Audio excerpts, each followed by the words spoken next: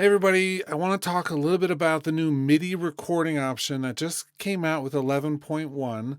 This is the option that's titled Auto Record Enable, and you can say either the focus track or all selected tracks.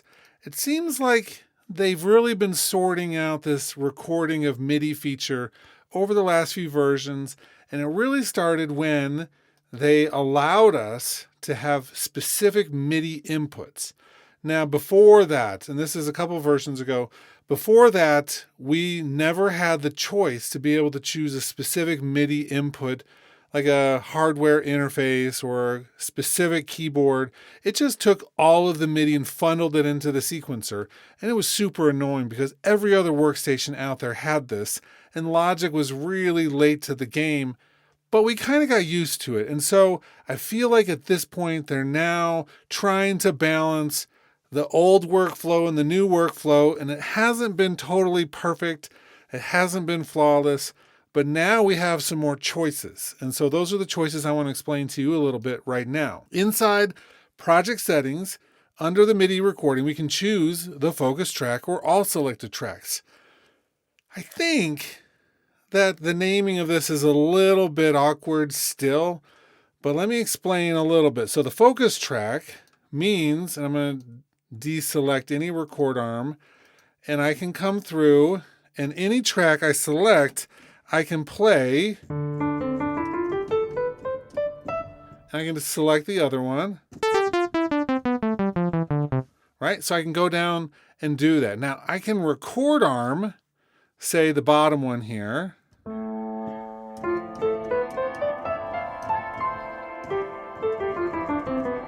And the record arm track is also going to receive the input and record the MIDI. But any track I have selected outside of that will as well. So I can select the synth, and it's going to do that. Now I can record multiple tracks and select a third, and they're all going to be receiving the input. If I record,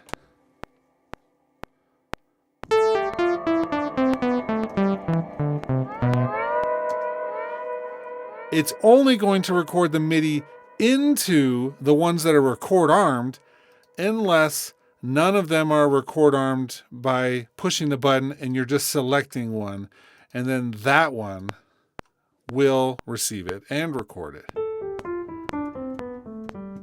Right? Ooh. So that's a lot for the focus one. I can shift click multiple tracks, and only one of them is going to actually respond to MIDI. And that's because if you look over to the side here, the first part of the track header, that shows which one is actually receiving the MIDI for the recording. And I can switch between any of them that are selected by changing that first part. So that's one option. The other one, and this is the one I'm going to be using all the time now, is the all selected tracks. First, even if we don't have the record arm enabled, but I have them all selected, just selecting multiple tracks, and this will work with the piano and the other synth, or I can switch it out using the command key. Right? So I can do that. But the minute I record arm one of the tracks,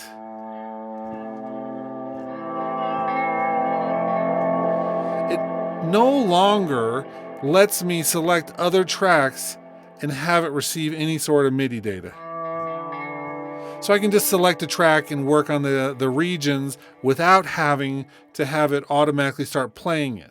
So the minute I record arm a track and it's the only one, or if there's multiple of them, those are the ones that are going to respond to MIDI. This is much more like other workstations at this point. If I'm in Pro Tools, or if I'm in Studio One or various other workstations, it doesn't really mix and match those like we do in Logic. And so we have to record arm the tracks and then it receives MIDI. If we just select a track, it's going to select the regions or allow us to do other things like put plugins. It's going to do different stuff. And so now we have that ability to make it act more like other workstations with a record arm button. And it's not going to, if we're just selecting a piano track, add that into our enabled tracks. I think that that's awesome. And nothing's record armed. It works like we expect it to with previous versions of Logic, where we select one, etc. And I can make instant small groups, and it's going to let me work with it with multiple things selected.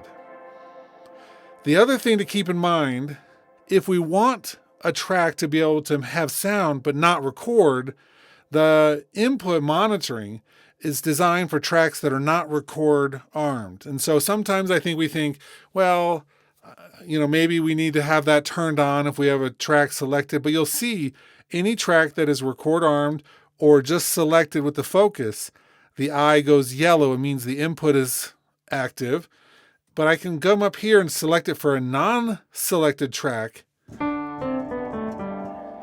And if I record, it won't record the piano. Maybe I just want to hear how that would sound. Of course, we can always just option click and drag that region and get the same recording up at the top part as well. Okay, so I hope this is a helpful look at these specific tools. Let's go back and open that one more time. Because this is a preference, it means it's a global change. You don't have to change this on every single project like a project setting, but you can leave it here and go back and forth between them. As far as I can tell right now, there's no way to do a key command or set a key command to be able to switch this. Although I think that might be a useful thing at some point. Instead of having to open this up, you could just set a key command. For me, I'm going to leave it on all selected tracks because that's closer to the way that I've wanted to work. And I think it's a great way to be able to really focus in on certain tracks while editing and doing things with selections on other tracks. I just think it's a great way to be able to work. However, you can choose between the two. And I think that that's a great option that the team at Apple has made available for us, that we can work the old way or kind of a new way. And I feel like the newer way is more of a hybrid way anyway, but it's a really great way to be able to keep focused and organized and have the MIDI input that you want. Okay, that's it for this tip. I hope this was useful. I hope that you're all enjoying the new 11.1. Let me know if you have any questions or video requests, and I'll start working on other things.